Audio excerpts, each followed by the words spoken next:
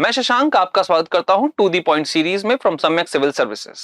जैसे कि आपको पता है, सीरीज के माध्यम से आरएस प्री के मोस्ट इंपॉर्टेंट टॉपिक्स को हम लेकर आते हैं और आज का हमारा इंपॉर्टेंट टॉपिक है राष्ट्रपति की अध्यादेश की शक्ति, वीटो की शक्ति और क्षमादान की शक्ति। तो चलिए शुरू करते हैं। तो सबसे पहले हम देखेंगे राष्ट्रपति की अध्यादेश जारी करने की शक्ति। अध्यादेश की अगर हम लोग बात करें तो ये एक अस्थायी कानून होता है जो कि राष्ट्रपति के द्वारा जारी किया जाता है।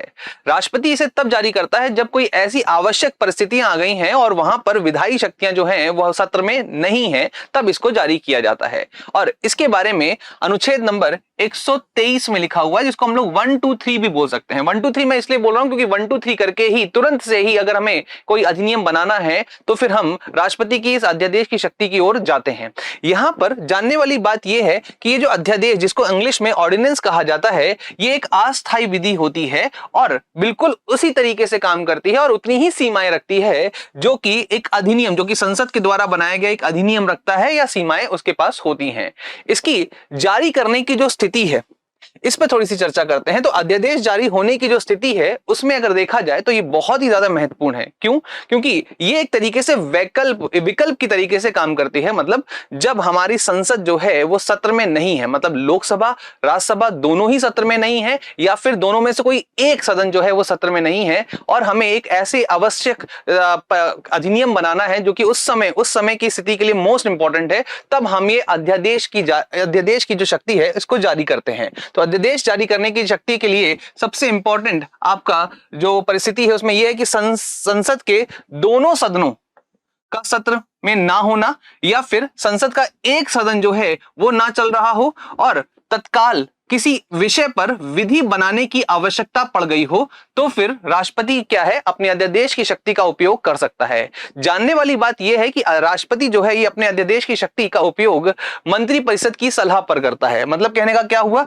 कि मंत्रिपरिषद जो है, हम सभी लोग जानते हैं कि संसद में जो प्रमुख रूप से जो विधि बनाते हैं वो मंत्रिपरिषद के ही लोग होते हैं। तो मंत्रिपरिषद को अगर देखा जाए, अगर वो चाहते हैं और कि कोई आवश्यक स्थिति आ चुकी है जिसमें हमें एक विधि बनानी है और उस समय संसद जो है वो सत्र में नहीं है, तो वो राष्ट्रपति के द्वारा इस विधि का उपयोग कर सकते हैं, राष्ट्रपति के द्वारा विधि बनवा सकते हैं। वो अस्थायी रूप में होगी, ये जानने वाली बात है।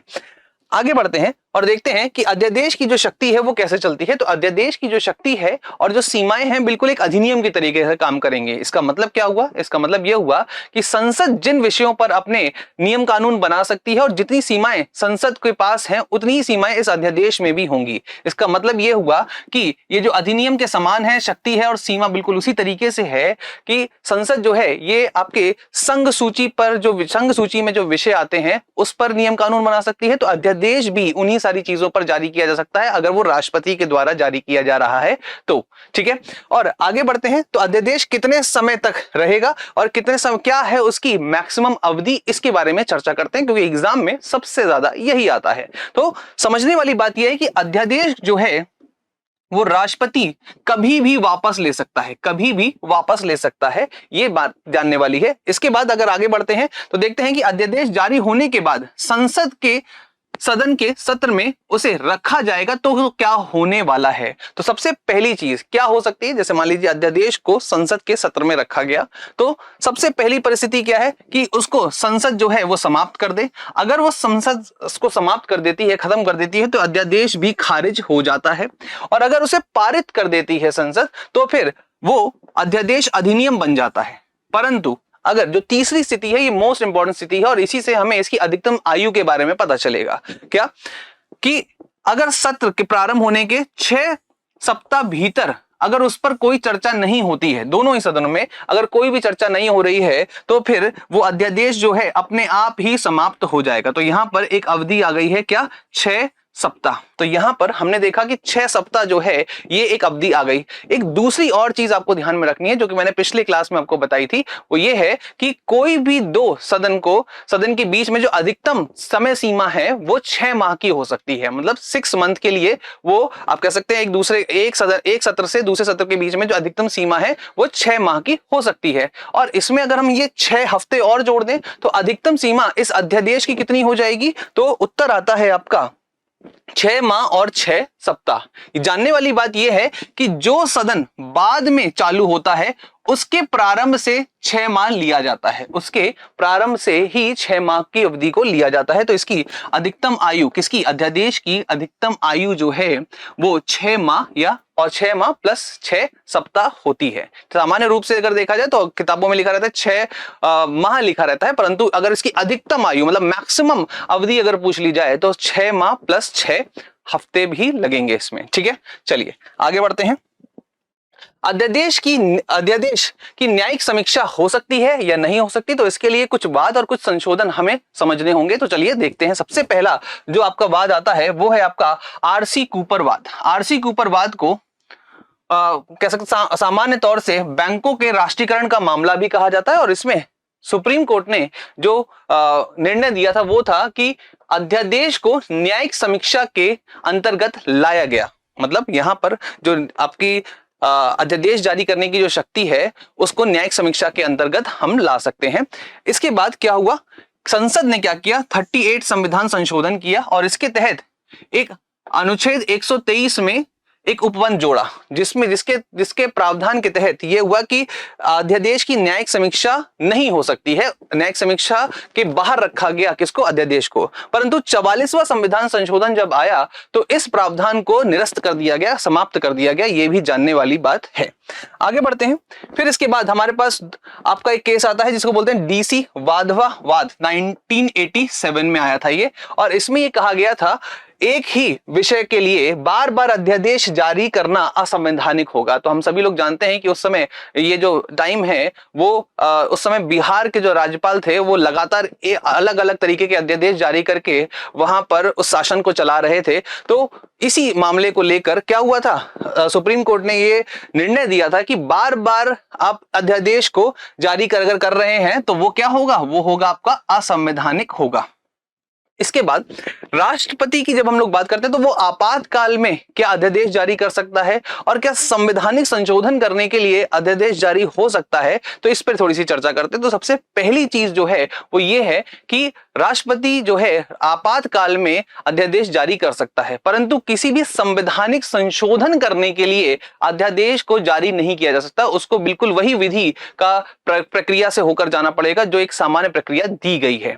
तो यहां पर देखते हैं राष्ट्रीय आपातकाल में अध्यादेश जारी हो सकता है, जबकि संविधान संशोधन हेतु अध्यादेश जारी नहीं हो सकता है। इस बात को हमें ध्यान रखना है। तो यहां पर अध्यादेश की जो शक्तियां हैं ये हम लोगों ने यहां पर कंप्लीट की।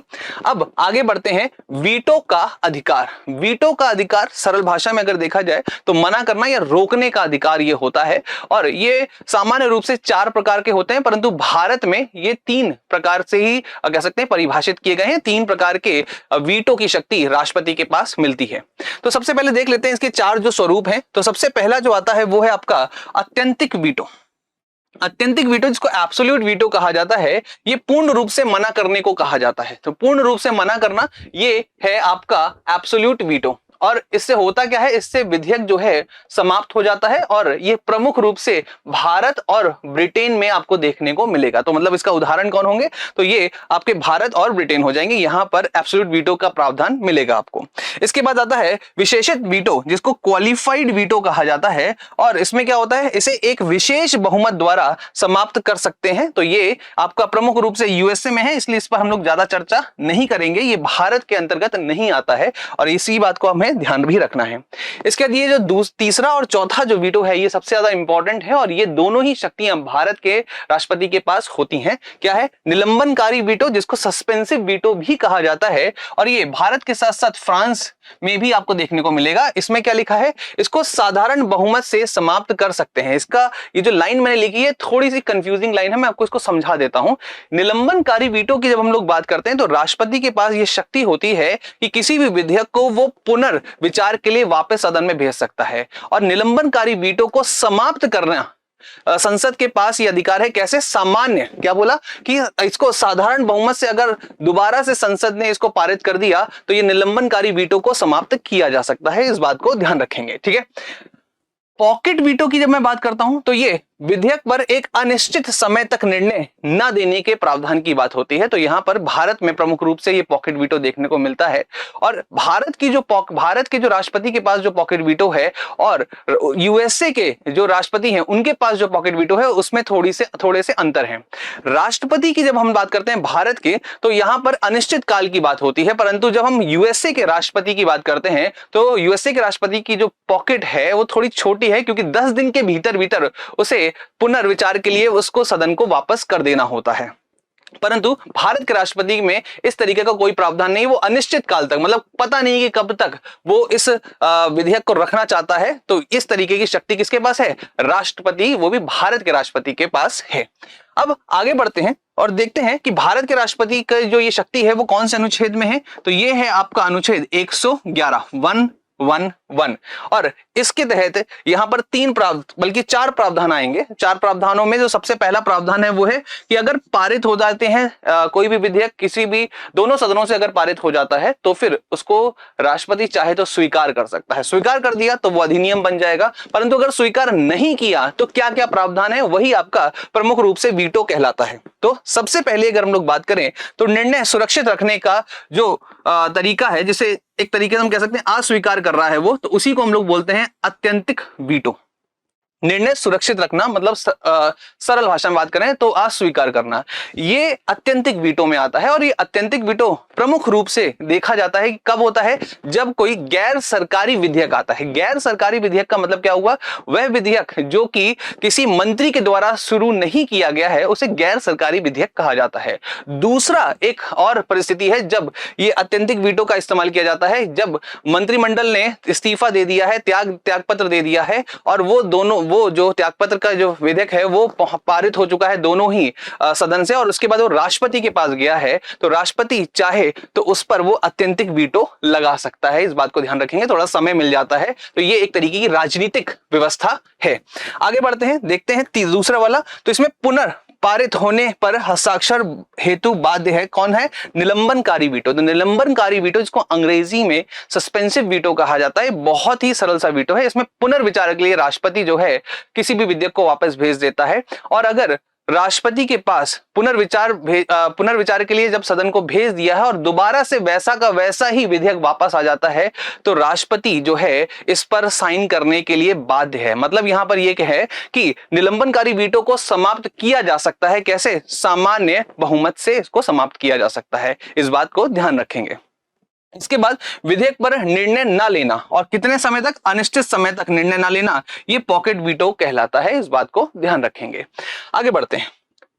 अब हम बात करते हैं राष्ट्रपति की क्षमादान की शक्तियां। वैसे तो राष्ट्रपति की क्षमादान की जो शक्तियां हैं वो सिर्फ और सिर्फ एक अनुच्छेद से ही संबंधित होती हैं। अनुच्छेद 72 जो है वो इससे बात करता है, और एग्जाम में भी हमेशा अनुच्छेद ही आता है, परंतु इसके अलग अलग प्रकार हैं, उनको भी हम आज देखेंगे। तो राष्ट्रपति की जो क्षमादान की जो शक्ति है वो एक न्यायिक शक्ति है या वो एक कार्यपालिका शक्ति है? तो इस बात को ध्यान रखेंगे, ये एक कार्यपालिका के प्रधान होने के, ठीक है, अधिकार से ये राष्ट्रपति को मिली है। इस बात को ध्यान रखेंगे।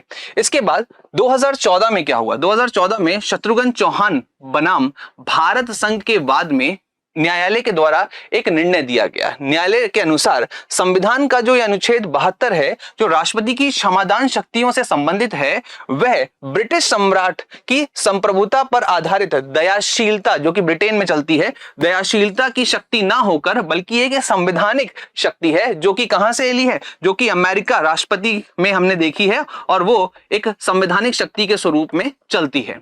यहां पर जानने वाली बात यह भी है कि ये जो राष्ट्रपति की जो शक्ति है ये न्यायपालिका से बिल्कुल अनभिज्ञ, मतलब बिल्कुल अलग होती है। इसमें राष्ट्रपति जो है वो एक तरीके से क्षमादान कर रहा है, उसके अपने जो फैसले हैं वो मंत्री परिषद की सलाह पर कर रहा होता है। अपने फैसले जो भी वो कर रहा होता है वो मंत्री परिषद की सलाह पर कर रहा होता है। आगे बढ़ते हैं। सर्वोच्च पद पर आसीन होने के कारण राष्ट्रपति क्षमादान शक्तियों का प्रयोग मंत्रिपरिषद के परामर्श पर करता है, और ये खास बात है कि ये जो शक्ति है ना ही किसी संवैधानिक विधि द्वारा या प्रावधान द्वारा या फिर ना ही किसी नियम कानून के द्वारा परिवर्तित या संशोधित की जा सकती है। मतलब ये शक्ति राष्ट्रपति के पास है और ये हमेशा रहेगी। इस बात को ध्यान रखेंगे। आगे बढ़ते हैं। राष्ट्रपति की जो क्षमादान की जो शक्तियां हैं उसके कितने अलग अलग प्रकार हैं, तो ये जो आपको फ्लो चार्ट बन के तैयार है ये आपको अलग अलग तरीके की शक्तियों के बारे में बताता है। तो इसमें सबसे पहले आता है क्षमा की शक्ति। जो क्षमा है उसका मतलब है पूर्ण माफी, पूर्ण रूप से माफी की जो अवस्था होती है उसको क्षमा कहा जाता है। लघुकरण में क्या होता है, एक दंड के साथ एक दंड के स्थान पर हल्का दंड मिल जाता है। जैसे उदाहरण के तौर पे अगर हम लोग बात करें तो अगर किसी को मृत्यु दंड मिला हुआ है तो उसको उसका दंड परिवर्तित कर दिया जाएगा और उसे क्या मिल जाएगा, आजीवन कारावास मिल जाएगा। इसमें फिर तीसरा जो हिस्सा आता है वो है आपका परिहार का भाग। तो परिहार जो है दंड की अवधि को घटाना, दंड की अवधि को घटाना, दंड की प्रकृति को नहीं घटाया जाता है। मतलब अगर किसी को 1 साल का कठोर कारावास मिला है तो उसे परिहार के रूप में क्या हो जाएगा, 6 माह का कठोर कारावास मिल जाएगा।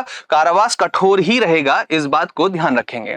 फिर विराम की बात करते हैं। तो विराम की अगर हम लोग बात करें, निर्धारित दंड के स्थान पर कोई छोटा दंड दिया जाता है। ये खासकर कुछ विशेष अवस्थाओं के रूप में या विशेष कोई परिस्थिति आ गई है उसके रूप में दिया जाता है। जैसे मान लीजिए कोई महिला है और वो गर्भवती हो रही है, तब इसका उपयोग किया जा सकता है। इसके बाद आता है प्रविलंबन। तो इसमें क्रियान्वयन को रोकना, जैसे कि क्षमा या लघुकरण के विचाराधीन रहने के दौरान की व्यवस्था को हम प्रविलंबन कहते हैं। तो यहां पर आपको ध्यान रखना है कि कुछ समय के लिए उसको स्थगित करने की व्यवस्था को हम लोग प्रविलंबन कह रहे हैं। आगे बढ़ते हैं, आगे देखते हैं कि क्या राष्ट्रपति की क्षमादान की शक्ति न्यायिक समीक्षा के अंतर्गत आती है। तो यहां पर आपको ध्यान रखना है, एपुरु सुधाकर बनाम आंध्र प्रदेश सरकार का ये जो एक वाद आया था, इसमें सुप्रीम कोर्ट ने कहा था कि जो अनुच्छेद 72 है और अनुच्छेद 161 है जो कि राज्यपाल की क्षमादान की शक्तियों के बारे में बात करता है, इस बात को ध्यान रखेंगे, ठीक है, कि तहत राष्ट्रपति की जो क्षमा शक्तियां हैं वो न्यायिक समीक्षा के अधीन है। इस बात को हमें ध्यान रखना है क्योंकि ये वाद आपके एग्जाम के लिए इंपॉर्टेंट है। अब बात आती है कि अगर राज्यपाल के पास भी शक्ति है और राष्ट्रपति के पास भी शक्ति है क्षमादान करने की, तो उनके बीच में अंतर क्या है।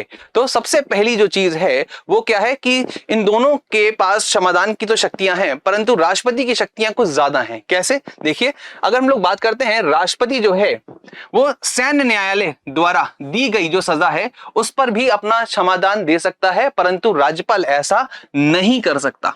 दूसरी अगर हम लोग बात करते हैं तो राष्ट्रपति जो है वो मृत्युदंड को क्षमा कर सकता है परंतु राज्यपाल नहीं कर सकता। इस बात को ध्यान रखेंगे। अगर इन दोनों को अगर हम ध्यान से पढ़ें और समझें तो हम ये कह सकते हैं, नोट पॉइंट जो बनता है वो ये है कि मृत्युदंड के निलंबन, यहां पर क्षमा की बात नहीं हो रही, निलंबन की बात हो रही है, या फिर हम कहें दंड की अवधि कम करने की या फिर दंड का स्वरूप बदलने के संबंध में राज्यपाल वह राष्ट्रपति की शक्तियां समान हैं, परंतु इसमें अगर इन दोनों प्रावधानों को देखा जाए तो इसमें राष्ट्रपति की शक्ति को ज्यादा बताया गया है। क्योंकि हम सभी लोग जानते हैं, यहां पर अगर सैन्य न्यायालय की बात करें तो हम सभी लोग जानते हैं कि जो राष्ट्रपति है वो सुप्रीम कमांडर होता है, तो ये व्यवस्था भी उसको मिल जाती है। ठीक है, याद रहेगा ये चीज। तो यहां पर अगर हम लोग देखें तो हम लोगों ने यहाँ पर सारी की सारी शक्तियां जो है राष्ट्रपति से संबंधित उनको पूरी तरीके से पढ़ लिया है और उम्मीद करूंगा कि आपको ये वीडियो अच्छी लगी होगी। अगर आपको ये वीडियो अच्छी लगी है तो इसे शेयर करें, सब्सक्राइब करें और लाइक करें। जय हिंद।